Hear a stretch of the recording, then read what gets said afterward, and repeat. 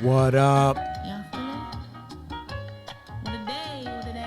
Sober experience. Getting in the groove. Little red as stare.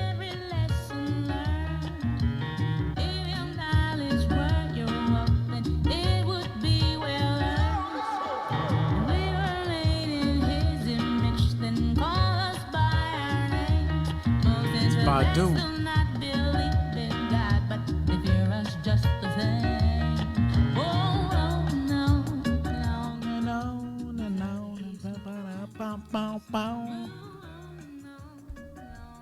Whatever, we'll leave that back there. Try that again. I know that yeah. I want to see if we see what it's like, man. Leave the music playing. Maybe it'll keep me from going out of my freaking bird.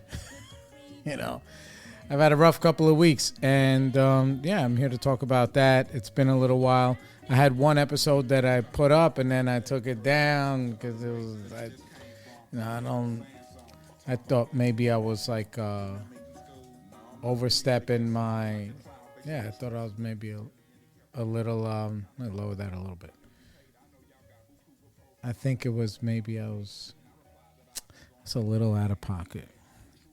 But, so we're back, and, we hope everybody's doing great.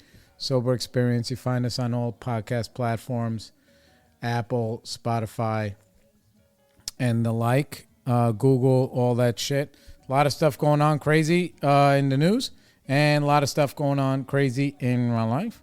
Obviously, you guys know I've been hitched almost a month now.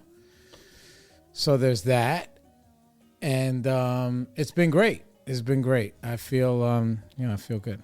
I feel good. So what's been going on?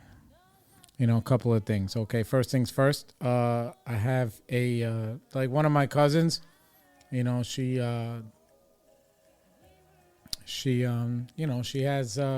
like a medical thing, whatever. I can say whatever I want. She had an aneurysm, right? And she ended up in the hospital, and it's still a little bit touch and go, but she's doing pretty good. But what I can say is that whatever, like I'm not some kind of spiritual guru or these other things, but when you see crisis mode happen, it's like a little bit jarring, and it makes me grateful. I am grateful to be an addict, and I am grateful to be an alcoholic, and I'm grateful for all of those things because of the tools and everything that I have that gives me a little bit of a different perspective than, somebody who doesn't have this stuff, So, not to get, too juicy, whatever, not to get into too details, but like what happened was, my cousin, she was in her house and apparently had like this tremendous headache. It was like a little bit wild. And, my aunt was there who happened to be hanging out with my mom that whole day and just happened to, and instead of staying chill with my mom, she went back home where my cousin was. And my cousin's husband, who flies all around the world doing, big business, big kind of shit, he happened to be home also. He happened to be home also. So he sees her, boom, calls an ambulance, right? Ambulance shows up within minutes. I don't know how many minutes, but it's 5, it's 12, it's whatever. But she is, she's in distress. So they're in the back of the bus, the ambulance. And, she's in the back of the ambulance. And then they're like, all right, we're going to take you to this hospital. Which one you want to go to? And they're like, oh, Good Sam. And then there was a guy or a girl, I don't know what it was, who was on duty. And he was like, yo, whatever, let's do like a cognitive test. Gives her some kind of cognitive test where they're saying a sentence or whatever, this, that, and the third. She fails that test. He's like, nah, we're going to Westchester Medical Center. This is a neurological thing or whatever. You have some kind of head thing, whatever. Brings her to the right hospital. They get in there, doctors jump on her, the whole thing, magically, magically, I don't know. I think the annual, I run up there. My cousin's, he's calling me 911, 911. My mom's in the hospital, whatever. She has like a brain bleed or something. Either way, long story short, they get her in time. A lot of things fall into place. The aneurysm stops on its own a little bit. Then they put a tube in there and they do whatever they got to do. They find a couple of other, funky things, and they work and they fix those things. And so she goes into that surgery or something. The next morning, she comes out of that surgery and, shockingly, she's able to move all her limbs and all the stuff. My other cousins, her sisters get on a plane. They get up here. Everybody's like scrambling a little bit. So, but like for me, I was there just to kind of like be like the cheerleader because everybody was just so negative. And they could say like, oh, well, I was in that they were just like in reality. Like this is the reality of the situation. But the reality of the situation is both positive and negative, and you have a choice. But the people, they don't have, when they're in the mix, they don't really, maybe they don't realize they have a choice, or because they're not in a program that I'm in where I see miracles every motherfucking week. Like legit, I see miracles every week. Miracles that you would not believe. I'll tell one maybe at the end that actually happened today, which was fucking bananas, right?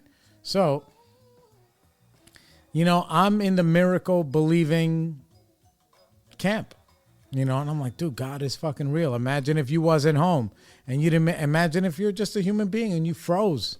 Your wife is having some abnormalities and you freeze because what do they expect, because that can happen too, but you didn't freeze. You called, you saved your wife's life.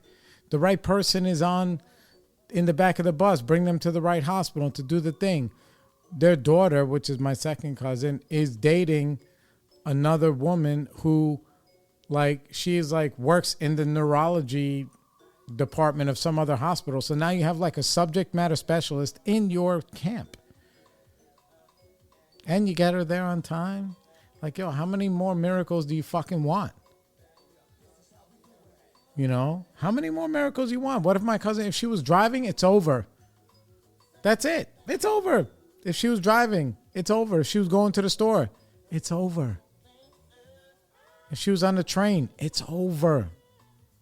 So dude, it was just yo, God showed up for everybody, and it was beautiful to see that. But, at the same time, without really imposing my philosophies or my perspective on other people. It wasn't easy to do that. And between then and now, it's been a couple of weeks, maybe 2 weeks since that happened, and there's a lot of other shit going on, but that's their business. I don't really get involved in it. But just my perspective on life is yo, when I'm in the soup, I can't trust 100% my own thoughts and my own perspective, but I've been trained for so long to look at, you have to train myself to look at the bright side without ignoring everything. I always say the same thing. You guys are sick of it. Everything is on the menu. That means all the good stuff and all the bad stuff is on the motherfucking menu, And it's tough because, I went through the same thing with my sister when she passed away. My sister was, she was suffering from all kind of stuff, but mainly alcohol and depression. And that was the root of everything. And then everything else stemmed from that. She had, what's it called? Guillain-Barré disease, some other neurological shit, but it all stemmed from that. It all stemmed from alcoholism and depression. That's what she was treating her sickness with. And in the end, and then while she was incapacitated, to some degree, she was in a hospital. My mom was driving an hour and a half each way every day to spend all this time with her. And when the doctors would come into the room, to give her a prognosis or whatever, let her know what's going on, she would ask my mom to leave the room. Straight up, she would ask my mom to leave the room. So I was like, something is rotten in Rotterdam or whatever, Camelot, whatever the thing is. Dude, something's bad. Something's going on. I don't know. She don't want nobody to know. Oh man, that's a great record. Lover, she's not a friend. Anyway, so something was going on, and my mom was infuriated, and she was heartbroken, and she felt betrayed because her own kid, who she is traveling every day to go do and really trying to take care of her. And my sister was not an easy person. It doesn't mean I don't love her. It doesn't mean I don't miss her. But, bro, she was not a fucking easy person, man. I spent years not talking to her, half me, half her, but I was working on myself and she was working on herself in the other way, So, I used to, I had to have to talk with my parents, or both of them. I'm like, dude, in my mind, the first thing I think of is like, maybe she has like fucking, we call it the virus. Now it's coronavirus, but back then it was the AIDS virus, in our day, even though this only happened 4 or 5 years ago, my sister passed away. So it's like, maybe she's got the virus. She don't want nobody to know, and guess what? That little sliver of whatever it is that she has going on in her personal life, everybody has like this little secret bag that they take with them to the grave of shit. I don't. It's crazy. I really don't have that. And it's not saying that I wouldn't have it, but it's dangerous for me to have that. That's why I don't have that. So I was like, dude, the only thing I could do is just give her some dignity, man. That's it. Give her some dignity. I was like, Mom, I don't know what it is. And she's giving up on life and she's going to go be with God.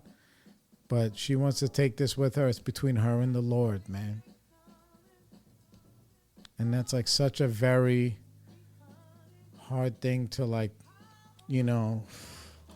make peace with. How do you make peace with that? How do you make peace with that? It's so difficult.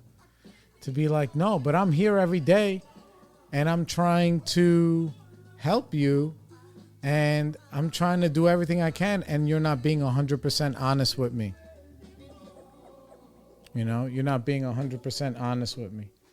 So it's like, and that's what I feel. And I had to learn to surrender to that too, because my cousins that are going through this thing, they're from that school where they're not 100% honest because they don't know, all of them don't know that they can be without judgment, at least with me. But who am I? I'm not nobody's savior. But, if you're asking me for help, it'd be nice if I had all the information. Not that if I'm gathering information from everybody else and then I speak to you and you tell me something different, like I don't know what everybody else is saying, then you're just like, oh, and you're playing me and you're playing yourself. But I get it because, like, we live in a world of spiritual maladies where everybody has to go through their own process in order to be as honest and as humble as they can. It's not easy to ask for help. It's not easy to accept help. It's not easy to be humble and be like, dude, this is what's really fucking going on. This is what's really going on. Obviously not at the expense of somebody else, and that was that. So it's funny because, and then I read this, I run a big book. I don't run. I chair a big book meeting with my boy Jimmy every Thursday. And we went through this paragraph that I want to share with you guys. And it's so funny because the big book, of Alcoholics Anonymous was written like 39, I don't know. It's 100 years ago, almost, right? And it's so poignant. It's so incredible.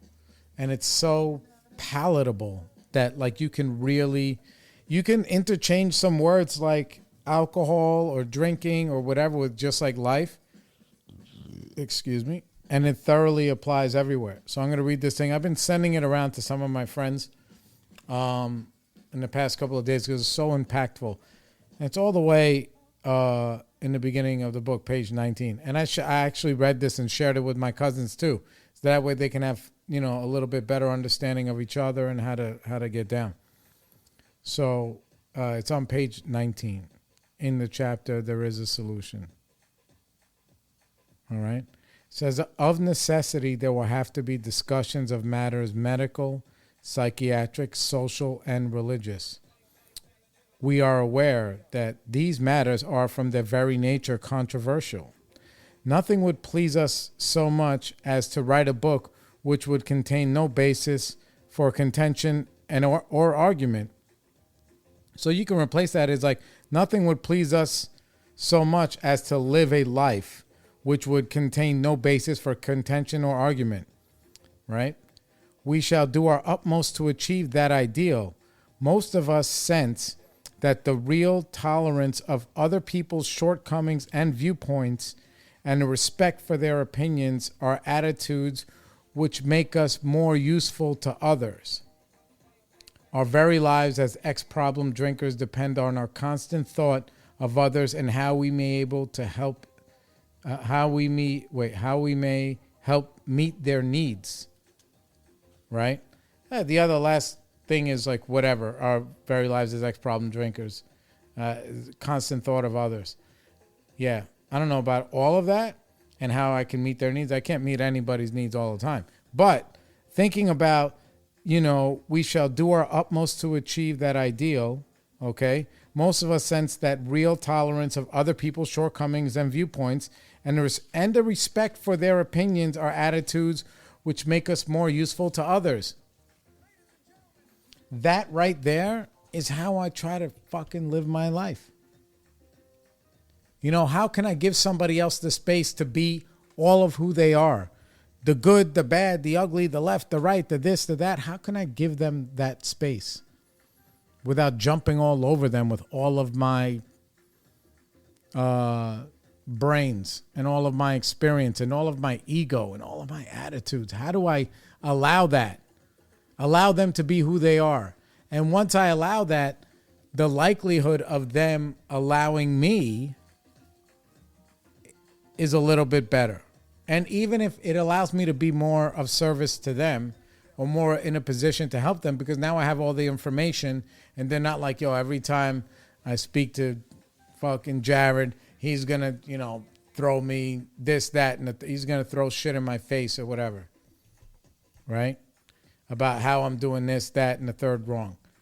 And, I'm guilty of that in a lot of ways, because when I don't, because I'm also human. We got into a thing on like my cousin's group text.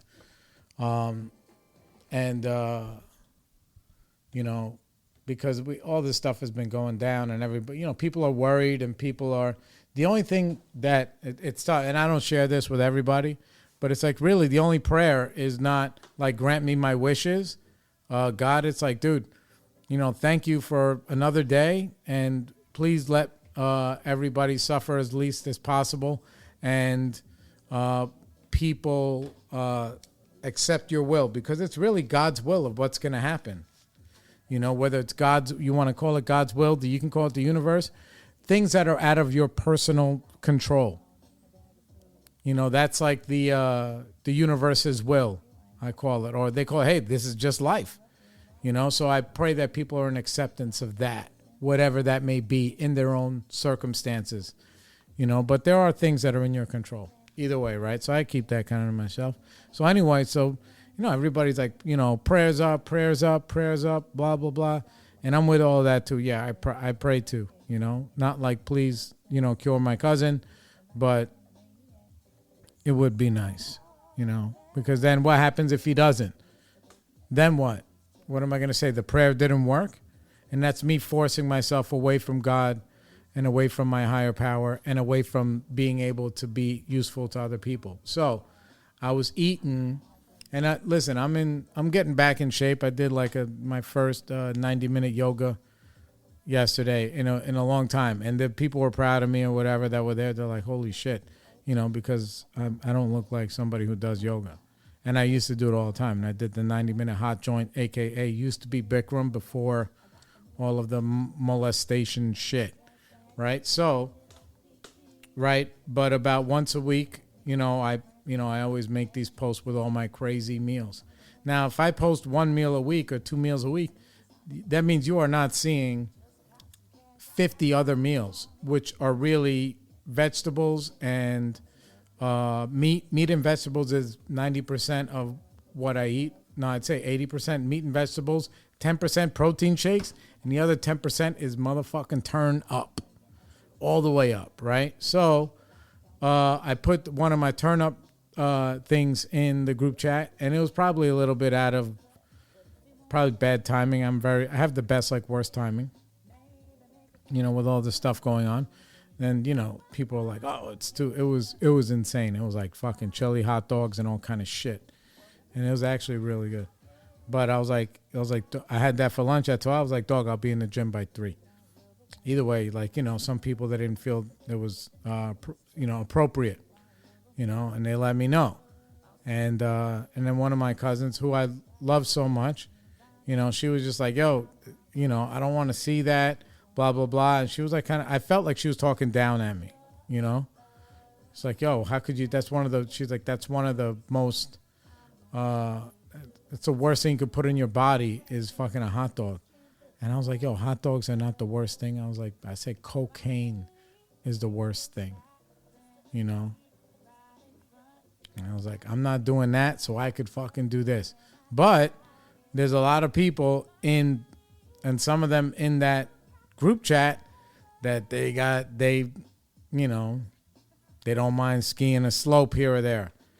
And so that was me. I was throwing a shot, And then when she responded, I responded again. I was like, and I was way out of pocket because I said, dog, just because you dusted yourself off a little bit doesn't mean you got the right to talk down to others. And, and like a grown ass fucking woman, which she is, and I think she's maybe, I don't even think she's 40, in her mid 30s. She texted me on the side like, yo, can I talk to you? And I was like, okay. I said, give me 10 minutes. Because I knew I was already hot. So what do? Right? I take 10 minutes. I know not to respond right away. Take 10 minutes. I call one of my friends. I call my sponsor. Let them know what's going on.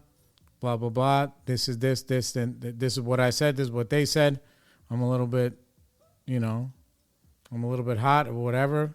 And, yeah, and I called, I think Liam. I spoke with Liam about it because he was the right person because he went through something similar.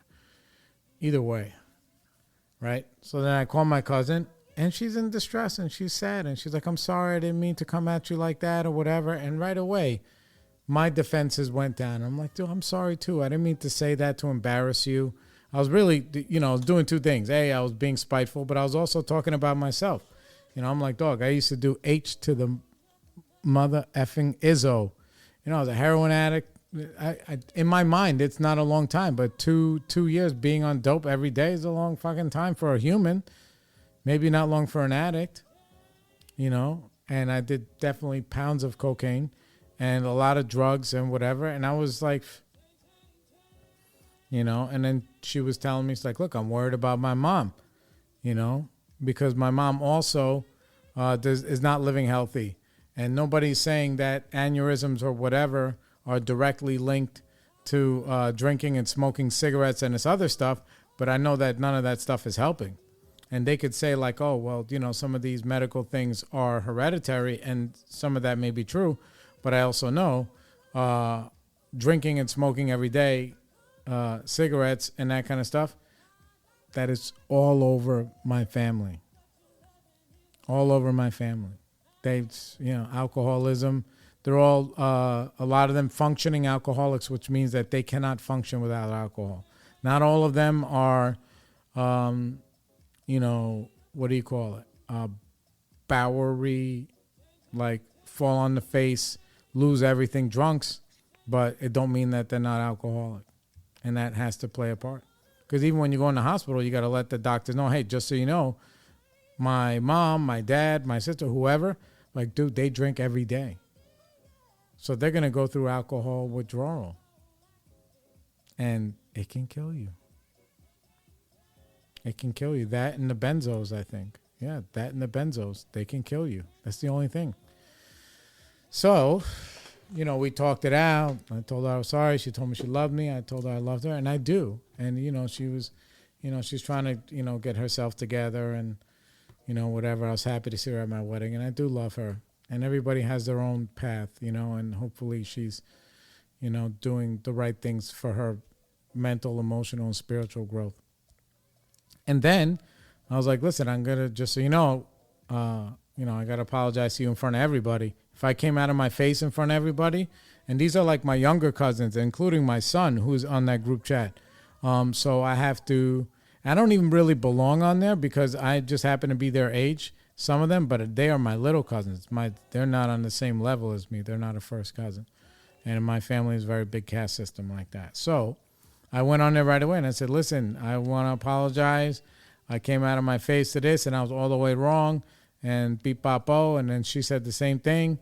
And then everybody was just like, so everybody knows how to handle an issue when it happens on, you know, live and in person, you know, and that's okay. And it was nice to be able to share that with them. They're like, look, I know I just threw this big fucking wedding, you know, and it was like a movie, but I'm also fallible. I'm a human being also. So we had that going on. That was a teachable moment. And then I was a little bit fouled the rest of the week. And, you know, and I got my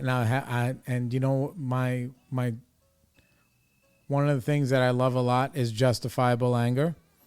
And boy, I got to yell at 2 clients this week. Don't say never. Like 90%. I mean, I'm always putting out fires, but I'd say 85 or 90% of my clients, my customers, yeah, they're happy because we do the best we can and we don't fuck around and whatever. Anyway, and by this time, I'm sure I already shared it that, you know, I have a business where we restore and wash, you know, area rugs, but handmade rugs like Persian, Orientals, like fancy shit. I do that, and I have guys that we send out to clean couches and everything inside people's homes. Do some, so basically commercial carpet cleaning, upholstery cleaning, and area rug washing and restoration and repair. Okay, setting the stage. So this lady sends her, you know, I go and I pick up her rug. It's not a big deal of a rug, but I'm like, all right, whatever. Wash it, right? The guys, they wash it, whatever. And I was busy with my wedding. And so when the guys go, you know, and getting all that straightened out, so when the guys go deliver it, she's not happy. I don't know if it wasn't perfect, but it could have been touched up. And here's the thing. This is my business model, is that like when a mistake happens, you know, we wash straight up, you know, 250 rugs a month. Easy. And we clean about that many couches, maybe 200 couches a month. So mathematical equation, we're going to have to go and touch up a few of them. So that way when somebody calls, there's never a problem. Like, all right, yeah, we'll go fix it. It's all good. Get the rug back in here. And now I see it. I'm like, it didn't come out great, but no problem, right? I go and I wash it myself, which I normally do most of the washing, right? Scrubbing it it's you know, like all the ASMR videos you guys see on Instagram and this and that of you know, rug washing. That's what I do. I mean, but anyway, so I send her a video of me doing it. She's thanking me so much, whatever. And we did the best we could. We go deliver it, and she's fucking losing her mind. She's like, oh, I'm not happy. There's still this dirt around this ring. And I'm like, dude, no way. I was like, and I was already pissed off. So I told my guys to put her on the phone, right? He walks back in the house, he puts her on the phone, and she starts barking at me. And I fucking let this lady have it, like to no degree. I was like, listen, I literally sent you a video of me scrubbing and washing your rug with suds and shit everywhere. So you know that we did it. And if it didn't come out 100%, guess what? I didn't put that dirt on your fucking rug. That's what I'm saying. I didn't put that there. You probably or possibly, it wasn't possible in her mind that she ruined her rug. And that I couldn't, and trust me, the rug looks fucking good. The rug looks good, you know? Like, it looks as good as it can look. So then she says this shit to me. I'm not made of money. Meanwhile, I mean, it's not all the money in the world, but it was like 200 something bucks or whatever. I was like, listen, what do you mean you're not made of money? I said, I don't understand that comment. I said, I literally showed you that we did it. I understand in the beginning it was an oversight, whatever. But she's like, you know, I run a small business too. So I don't know why you're getting so defensive. I said, you run a small business, so then you know my job is to solve problems as best as I can and be as honest as I can about it. I didn't create the problem. You created the problem. I'm not owning that this is your shit that I'm trying to fix for you. And now you don't want to pay. But we have a policy that we don't work for free. That's our policy. We don't work for free. And then she didn't really have a lot to say. So I said, but here's what we can do. I will refund you your money, whatever you want. No problem. And the thing is, I don't even think she paid fully, because when we pick up a rug, we take 50% deposit and then they'd have to pay the balance when we bring it back. So, yeah. I was like, I'll send you your money back. And I said, I want you to call somebody else. I'm not saying, oh, you can. Like, no, I want you to. You can never call me again. I want you to have a good experience, even if it's with somebody else. Do you understand? Because we can't do what you want. And then now you think we shouldn't be paid for the hard work that we did. You know, because it wasn't, she's like, well, I'm not expecting perfection, but, you know, it still has these marks or whatever. I'm like, yeah, you did that. You did that. We couldn't fix it. You did it. Put my guy back on the phone. I said, leave the rug where it is, walk out. It felt so good. You know, it's like, good. I was like, once in a while, people need to be, it's very rare that I have to put somebody in their place. And guess what? I got to do it again 2 hours later. 2 hours later, I got to do it again. I'm setting up this scenario, Bo. All right? So, we have working relationships with very high-end carpet and area rug installation companies and fabricators. You know, if you want a good rug that's made by hand, you can hit up Gordian rugs. They have custom rugs made for you. You're gonna empty a clip. It's gonna be expensive, but it'll be a one of one. It'll be made. It'll take months or whatever. But anyway, so shout out to him and shout out to Sonny. But another partnership we are with is a carpet installer. He calls us. He's like, listen, I'm at a steakhouse in the city. I was like, okay. They're like, yeah, there's this huge bleach spot. I'm like, no problem. Send the picture. The guy sends a picture. I said, all right, we'll go there. We'll check it out. I go there with my guy, the guy who's my partner. You know, he's a technician, but he's my partner. We share these jobs. I paid for him to get some training and some stuff. He does work for me. We share, and he can build his own business on his own. That's his, right? But we work really good together, and I love him dearly. We go there. We do a test, right? You know, they haggle a little bit on the price. I mean, look, there's a bleach spot when I mean like there's a carpet with a pattern, and now that pattern looks almost white, and it's the size of a fucking steering wheel. You know, it's the size of a steering wheel. So I tell them, and it's in a bad spot. I tell them, I said, listen, it's going to be $750. The guy's got to match the colors and dye this thing or whatever. They're like, you know, right away, the guy's like, oh, no, $750. I wish you would have told me in the beginning. It should have been, I was thinking about paying half of that. And I was like, no way. I said, all right, Mark, pack everything up. right? And then all of a sudden a chef comes out in a full chef's uniform with a fucking top hat, whatever, and he's like, 600. I said, who the fuck is this guy? He said, oh, he's one of the bosses. I was like, really? And I felt like insulted. I'm like, bro, are you fucking with me right now?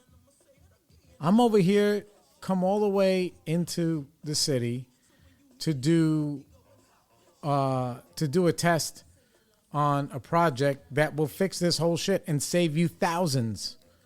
I was like, it'll cost thousands to replace this one area of carpet. So I'm trying to save you that. And he's like 600. He says, we'll do 600 right now. That guy says, I was like, are you fucking crazy? I said, no. I said, you know what? 650. And then they start like, oh, you're arguing over $50? Come on, man, blah, blah, blah. And I was ready to walk and I didn't trust my gut. But then I was like, look, Mark, you want to do it for 600? He can do it. He's like, and reluctantly said, all right, yeah, we'll do it. So did it, right? And so he goes there, boom, blasts it. It looks incredible, right? A week or so later, he calls us back. He's like, listen, I think it just needs to be touched up a little bit. And I was like, yeah, no problem. Because this is a very particular skill. And there's a lot of variables involved. So it's not, like I said, never a problem. Send him back there. He redoes it. And it looks great. A few more weeks go by. He calls me. He's like, listen, now it's like the color is fading and this, that, and whatever. I really think you should come out here and take a look. And then I realized, because this is also part of the process, I said, oh, no. I said, I can't. I said, not that number one, I can't. But I was like, I said, listen, I can come out there, but I'm not going to come out there because this is what's going on. Whoever damaged your carpet, your cleaning crew or whatever, that they dragged a mop with bleach on it, on the fucking carpet, they ruined your carpet. So the reason why the color is only sticking 70 or 80% or 90% is because of that. Now, there's no way for us to know that, which is why we do the test first, and then we go there, and then blah, blah, blah, and then we come back, and we try again, blah, blah, blah. I said, so I'm not going to, he's like, I really think you should send him. I was like, I'm not sending him. I said, but as a consolation, not consolation, but like as an olive branch, I said, if you want, I don't know whoever you have to chase, if you guys hire a cleaning company or whatever you do, but I'll write you up on my letterhead. These are the steps that happened. This is what we believe happened, and they'll be culpable, if that's the right word, instead of, whatever. They'll be to blame. I'll help you chase them for the money. And then the guy starts fighting with me. He's like, no, I don't. He says, listen, my boss is telling me he thinks we threw $600 away, and that, is this the way you want to do business and all this other shit? I was like, what? And I was so happy because I was already mad. I was like, oh, man, this is like justifiable anger. Which is that I know I'm not trying to hurt anybody, and that's the way I live my life. And when you start accusing me of that, like I tried to rip you off or whatever, I'm like, oh no, I get to fucking go crazy now. And I went crazy on this guy. I said, listen, number one, we go back, we're losing money. I'm not in the business of losing money. Same thing I said to the lady, we don't work for free. So I'm not coming back there. I don't care what you say. If your boss is next to you, put him on the phone. I'll fucking tell him I ain't going back there because of these things. He's like, well, if we knew that it wasn't 100% guaranteed, we wouldn't have done it. I was like, are you a fucking moron, bro? Not only did I not explain that to you, because I did, this is the reason why we test these things before we begin. So who the fuck 100% guarantees anything? I said, if somebody comes to your steakhouse, and this is a very fancy one, fucking fancy one, you're going to pay $95 or more for a steak. I can't say the name because if they hear this thing and then whatever, I don't want somebody to try and sue me for defamation, but it's fucking true. So they are like, I said, listen, you send a steak to the table. They eat 2/3 of the steak. Then they're like, nah, I don't like it. I don't want to pay. Do you let them not pay? He's like, it's not the same thing. I said, 100% it is. Why are you being crazy? And then he's like, you know, I don't. This the way you do business. I don't know what kind of man you are because, you know, that's wrong. And you know, you're fucking ripping people off. I was like, jerk off. You are a multi-million-dollar corporation. I am a little fucking carpet cleaner in Brooklyn. And you are beating me up for $600 because your guy fucked something up that I couldn't fix 100%. I said, do you hear yourself? Do you sleep at night knowing that this is who you are? I said, bro, I don't care who you call. Call whoever you need to call. Write whatever you want to write a review. Write a review. 1 star. Do whatever you need to. But I ain't coming back. And don't fucking call me again. And it felt so nice. Yeah, because I'm like, fuck that guy. Dude, I would, if you know what I'm saying? I was like, first, and then because I explained to him, I was like, dude, I felt disrespected when this fucking chef comes out and starts haggling with me in the middle of a conversation with you, who I think is the authority. And apparently you're either not, or this guy is trying to fucking play games with me. And I was just like, dude, fuck out of here, bro. But then, you know, I had to call my sponsor. Not because of anything more than like, dude, if I lose my shit, you know, once every couple of weeks or once every couple of months, like lose it like that. I mean, you know, I didn't threaten the guy, but I was hoping he would threaten me. And maybe I'll see him around and maybe he'll say something and then that'll be nice too. But, yo, for me to lose my composure twice in one day, there's a red flag right there, boy. So I was like, all right, let me call my sponsor. I called him, you know, and I go through the whole thing. And he's like, what's, you know, we go through the whole thing. Where was I selfish, self-seeking, dishonest, and afraid? Not with the first lady so much. Well, a little bit with her, but also with this guy. You know, and I wasn't self-seeking. Where was I dishonest? I can tell you where I was dishonest. I wasn't mad at him. I was mad with myself. I was mad at myself because I didn't trust that gut thing that tells me, oh, this guy's a fucking fanook. Or fanoik. This guy's a bozo. And I should just walk because I'm a top G. I don't have to take every job anymore. But I didn't listen to those little alarms inside of me that tell me, that give me the bat signal. I ignored it. And that was it. And I was just like, and at the end of all that stuff, that's what I was really fueling my anger. That I put myself in a position that somebody could talk to me and treat me like that because I didn't, you know, I have liberties and freedoms that not everybody has, and I'm grateful for them because I run my own show. Then I'm like, dog, I don't have to take every job. I don't have to do anything. Nobody can tell me what to do. Nobody. And it's a beautiful thing. And if this guy goes or that lady goes and she writes, if this lady, the rug lady, she writes a 1-star review, beautiful. Go do it. I'm not threatened by that. I have hundreds of 5-star reviews. And if you write a 1-star review, I'll just tell the truth. Hey, listen, this lady could not be pleased. Here's a video of me washing her shit. And if you don't think that job is good enough, beautiful. I don't want you to call me either. So when people do that kind of stuff spitefully, trying to hurt me, it helps. It actually helps me because anybody who agrees with what she's saying, they'll never call me. And great, because I don't want them either. Because they're in the way of the people who want to do business with me. Same thing with that stupid fucking restaurant.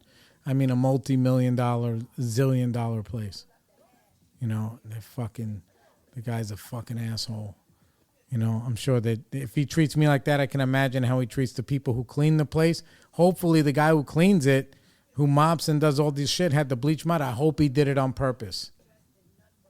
And I wouldn't be shocked if he did it. But then I had to go, not so much with my tail between my legs, but I had to go to the place that referred me, who are my friends for many years that I've been doing business with them.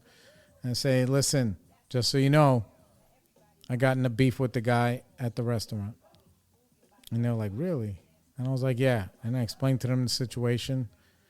And, I told them I was sorry because they know. They can recommend me. They've been recommending me for over a decade. I've never had not one problem. I recommend them all the time. They don't give me problems. So I know that if we have a 10-year fucking track record, if they come to me and be like, listen, this lady was being crazy with the guys delivering and disrespectful to them, and we had it out with her, I give them the benefit of the doubt. They're my partner. The customer is not always right because I know they go above and beyond. And at the same time that this is going on, I'm already referring them a couple of buildings that they can recarpet. And they're like, oh, yeah, that lady Terry, she just called. I was like, yeah, that came, boom, boom, boom, whatever, right? So I let them know. And they were just like, all right, man, cool. And I was like, dude, because I told the guy, I was like, listen, you didn't throw $600 out the window, which is actually a very cheap price. And if my instructor, Chris Howell, if he hears this and said, we only charge $600, we settled for $600, he'll call me right away and yell at me because it should have been $15, right? Because to replace that whole carpeted area, which is a platform on top of a staircase, right? It's just a platform, is $2,500. So it's like, yo, you get them for $1,000, $1,500, or they pay $2,500. What do you want to do? I was like, all right. So I told him, I said, bro, to replace that, I said, how much is it? He said $2,500. I said, okay. So you paid $600 to see whether or not if you could save $1,800, right? Or $1,900. That's the fucking risk you take, bro. Because guess what? If it stuck 100%, would you have called me back and paid the full price? No, right? And then he shut up. So that's the thing. You know what I'm saying? So what's the truth? I was really mad at myself, and it was really bonkers. Okay. All right. Yeah. Whoa, man, we're running close to the hour. All right. Yeah, because it's been a couple of weeks, and I'm sorry I haven't been around. So I'll say this is the miracle that I was going to tell you about. It happened today, right? So I'm at the Feelings meeting over there at the Wood, the Whale Room. What up? And the speaker don't show up, so my homie Anna, she gets up there. They're like, oh, does anybody have anything they want to talk about? Share a story for like 5-10 minutes, and then we'll all talk about it, related to feelings or whatever, right? The room is packed, man. There's like maybe 40 people in there, right? So she gets up there, and she's like, she's one of those people that don't mind getting up there and doing that kind of stuff. And, right away, my ego's like, oh, man, what the fuck is she going to talk about? It's not really real, but it's just who I am. Like, oh, and then she starts going on and on. I'm like, is she fucking saying anything? And it's funny because, like, I don't have any, I would say that if anybody else got up there, it's not particular to her because she is lovely, But in my mind, it's like, all right, some of these kids that come in, they have 1, 2, 3 years, 6 months, whatever, they look at her like, wow, she's like Mama Kin. I'm like, dog, she's only got 10 years. So I remember when she came in and, there are people in here with a lot more fucking recovery than her. But she's a good lady either way. So I take everybody's inventory, right?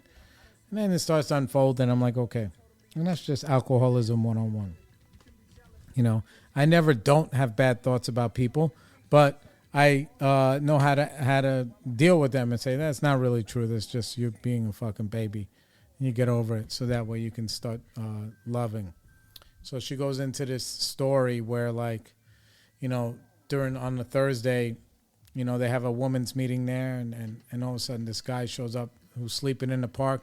And he's fucked up. He's got like, I don't know what he's got. But, he's an alcoholic, and he's homeless, and he's sleeping in the park, and he's shaking, and he's crying, and he's like, I just want to go to the meeting. You know what I'm saying? And it's all women. So Anna and this other lady, I think her name's Molly, who's also incredible. They just, they talk to the guy 15, 20, like they take time to talk with him or whatever. And she tells him like, yo, come, this is like on Thursday. It's like, come tomorrow at 3:00. If you come tomorrow at 3:00, there's another meeting here where everybody's here and whatever. They ask him if they can help him or whatever. And the guy, he's crying and he's like, so he goes on his way, right? After they spend a lot of time with him. 3 o'clock comes the next day. She shows up. Molly shows up, hoping the guy's not gonna. And obviously he doesn't come. And then, and then what happens?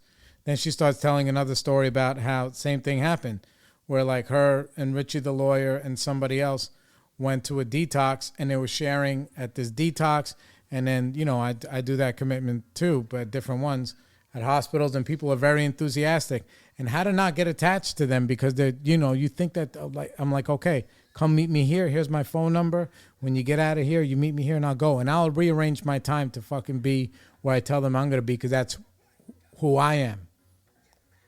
So she's telling the same story that like, whatever, we did this and the same thing. Yeah, they never show up, or they almost never show up, and blah, blah, blah. I'm like, all right. People start sharing and shit. And then I, part of me is itching because I can't wait to raise my hand. It's been a while since whatever, because I knew, and I wanted to commend them for what they did, because at one time, one of my sponsees who has been on the show, Baby Jaspy's fucking grandfather died, and he was sniveling, crying, and heartbroken in the street. And he was on the phone with me. He's like, I'm just going to go to Greenwood. I need a meeting. So he wouldn't pick up. So he wouldn't drink. He wouldn't get high, whatever. He shows up on a Sunday, and it was the women's meeting, and they fucking wouldn't let him in. They would not let him in. They're like, no, this is the women's meeting. You're going to have to wait till later and whatever. Even though he was invisible, he was in distress, which is 1,000,000% wrong. And I said that. And it's because, at the men's meeting, if there's a woman that shows up, we insist that they stay. Like, no, you stay. You're welcome. You're allowed. You stay, and then then they know not to talk about crack and hookers and all kind of shit that they do in their debauchery, right? So I'm in the middle of sharing this story, right? Saying like, yeah, Baby Jaspy, blah, blah, blah, the whole thing. I said, so even though they kicked him out, he still stayed on the phone with some other people, including me, and then we met up with him and made sure he was okay. But I'm happy that you guys helped this guy out. And she was like crying up there telling the story. The guy, I guess his name was Danny. And then fucking the door, the door opens, it closes, right? And sometimes because the meeting is right next to a building, it's like a wrong fucking thing. It's like a wrong address or Amazon, whatever. And I was in the middle of sharing. I said, stop. And I told the girl, and the lady in the front, who also, I forgot her name, but she's amazing. I was like, yo, go get that guy. Tell him he can come in. She's like, no, he can come in. You can come in. And the guy's like, are you sure? Yeah, you can come in. He walks in, and it's motherfucking Danny. And we've been listening. We've been listening about him and talking about him for 30 minutes, 40 minutes by now. And he shows up, and then fucking Anna loses it. She starts crying. The other people, they get emotional. They give him a hug. He doesn't understand what's going on. We're like, Danny, welcome. He's like, okay. And then he sat down, and he was wet because it was raining. He was soaking, sopping wet.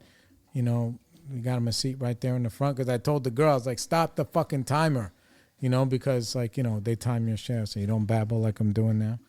And I said, stop the timer. And when the timer went back on, I was still sharing. I was like, just so everybody knows, fucking God is real. God is real, like right now.